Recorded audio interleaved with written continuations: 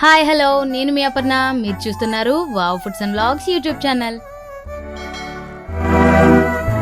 ఈరోజు మీకు మన ఇంట్లోనే సులువుగా నెయ్యి ఎలా చేసుకోవాలో చూపించబోతున్నాను. ఈ వీడియో లెంత్ చిన్నదే కానీ వీడియో ఫుల్గా తీయడానికి వారం పట్టింది. సో వీడియోని స్కిప్ చేయకుండా చూసి మర్చిపోకుండా అందరికీ షేర్ చేయండి. ఇక ప్రిపరేషన్ చూసేద్దాం. Let's start. ముందుగా కాచిన పాలని ఫ్రిడ్జ్లో పెట్టుకోవాలి.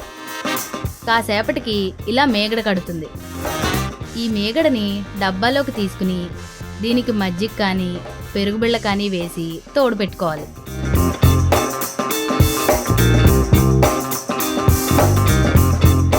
ఇది తోడుకున్న తర్వాత తీసి ఫ్రిడ్జ్లో పెట్టుకోవాలి. ఇదే విధంగా ప్రతిరోజు పాల మేగడని దీంట్లో వేసి తోడుకున్న తర్వాత ఫ్రిడ్జ్లో పెట్టుకోవాలి.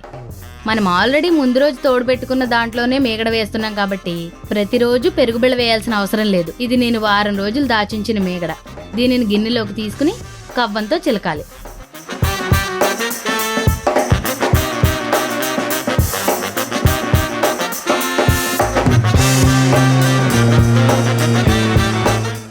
దీన్ని ఇలా కవ్వంతో కాకుండా డైరెక్ట్గా మిక్సీలో గ్రైండ్ చేసుకోవచ్చు.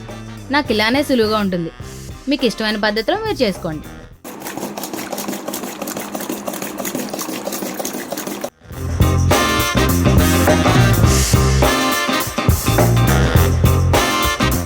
ఇలా ఒక 10 నిమిషాలు చిలకగానే చూసారా, గిన్నె అంచుల నిండా వెన్న కనబడుతుంది.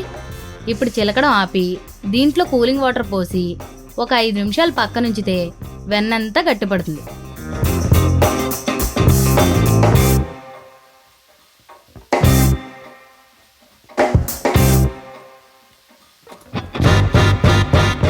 చూసారా, చాలా సులువుగా చేతికి వచ్చేస్తుంది.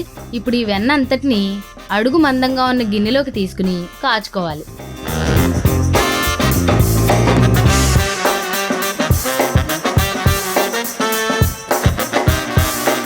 ఈ బుడగలు తగ్గి కొద్దిగా కలర్ చేంజ్ అయ్యాక స్టవ్ ఆఫ్ చేసుకోవాలి.